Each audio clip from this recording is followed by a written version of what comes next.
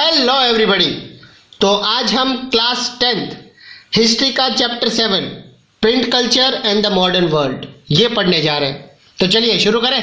चलिए, तो प्रिंटिंग या प्रिंटिंग मटेरियल के बगैर इस दुनिया की इमेजिनेशन हमारे लिए कितनी मुश्किल है। हम अपने चारों तरफ जहां नज़र दौड़ाए हमें कोई ना कोई प्रिंटेड चीज़ दिखाई देती हैं। Books, journals, newspaper, famous painting के प्रिंट्स, थिएटर के programmes, official circulars, calendars, diaries, सड़क के किनारे एडवर्टाइजमेंट और सिनेमा के पोस्टर एटसेट्रा। तो हम प्रिंटेड लिटरेचर पढ़ते हैं, पेंटिंग देखते हैं, न्यूज़पेपर पढ़ते हैं और पब्लिक में चल रहे डिबेट्स यानी कि विवादों का जायजा लेते हैं। हम प्रिंटिंग वर्ल्ड में अस्तित्व को मानकर चलते हैं। ये सोचने की भी ज़रूरत नहीं पड़ती कि प्रिंट के पहले का वर्ल्ड, प्रिंट के पहले की दुनिया थी भी या कैसी थी। हम शायद ही महसूस करते हैं कि प्रिंट का अपना एक इतिहास है, उसकी अपनी एक हिस्ट्री है और इस हिस्ट्री ने हमारे कंटेम्प्रेरी वर्ल्ड को शेप दिया है। ये हिस्ट्री क्या है? समाज में प्रिंटिंग मटेरियल कब से चलना शुरू हुआ? मॉडर्न वर्ल्ड को बनाने में इसका क्या रोल है? तो चलिए देखते हैं। तो इस चैप्टर में हम प्रिंट की इसी हिस्ट्री को देखेंगे, कैसे ये ईस्ट इंडिया से शुरू होकर यूरोप और इंडिया में फैला। हम प्रिंट टेक्नोलॉजी के स्प्रेड और इम्पैक्ट को सोशल लाइफ में आए चेंजेस से जोड़कर समझने की कोशिश करेंगे।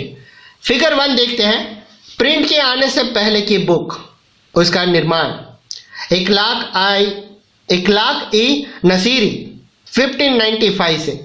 इंडिया का एक रॉयल वर्कशॉप जो प्रिंटिंग आने से काफ़ी पहले, यहाँ पर टेक्स्ट को पहले बोलकर लिखाया जा रहा है, फिर तस्वीर बनाई जा रही है।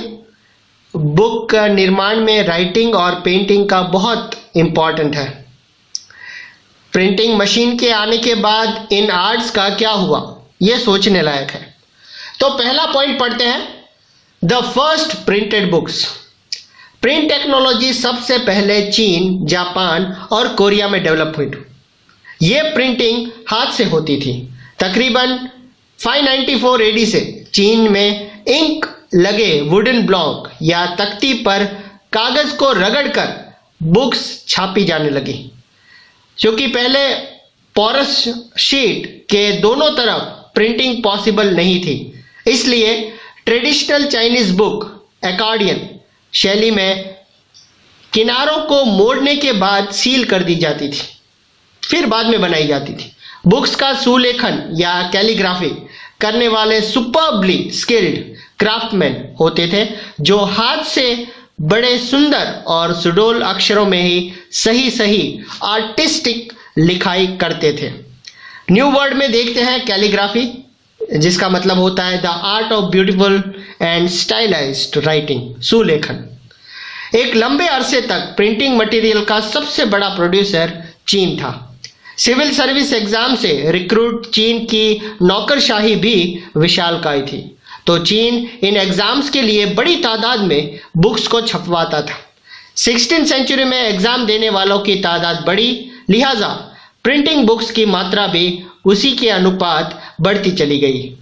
17th सेंचुरी तक आते आते चीन में अर्बन कल्चर के फैलने से प्रिंटिंग के इस्तेमाल में भी विविधता आई।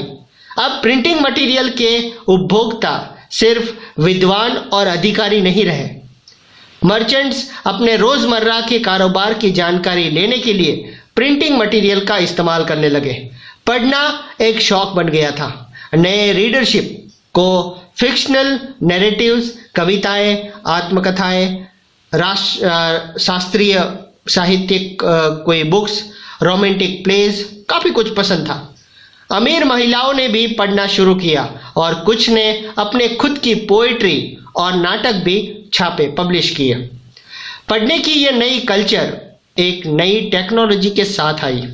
19th सेंचुरी के एंड में वेस्टर्न पावर द्वारा अपनी चौकियां स्थापित करने के साथ ही वेस्टर्न प्रिंट टेक्नोलॉजी और मैकेनिकल प्रिंटिंग के वहाँ शिफ्ट हो गया। वेस्टर्न स्टाइल स्कूल की ज़रूरतों को पूरा करने वाला शंघाई प्रिंट कल्चर का एक नया केंद्र बन गया था। हाथ की प्रिंटिंग की जगह अब धीरे धीरे मशीनी या मैकेनिकल प्रिंटिंग ने ले ली थी। अब 1.1 देखते हैं, print in Japan. Buddhist missionaries from China 768 to 770 AD के आसपास प्रिंटिंग टेक्नोलॉजी लेकर जापान आए। जापान की सबसे पुरानी 868 ई में प्रिंट हुई बुक डायमंड सूत्र है, जिसमें टेक्स्ट के साथ साथ वुड कट फिगर भी है। तस्वीरें अक्सर कपड़ों, ताश के पत्तों और कागज के नोटों पर बनाई जाती थी। मिडिएवल जापान में पोएट्स और राइटर्स भी छपवाते थे और बुक्स सस्ती और बहुत ही सुंदर थी।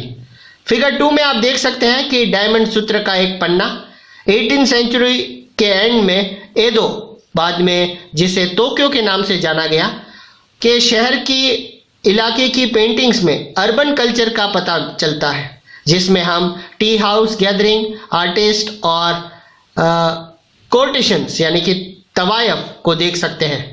हाथ में या हाथ से पेंटिंग या प्रिंटिंग, तरह तरह के material, women musical instrument, calculation, tea ceremony, flower arrangements, proper etiquette और कुकिंग पर लिखी बुक्स से लाइब्रेरी और दुकानें भरी पड़ी होती थी।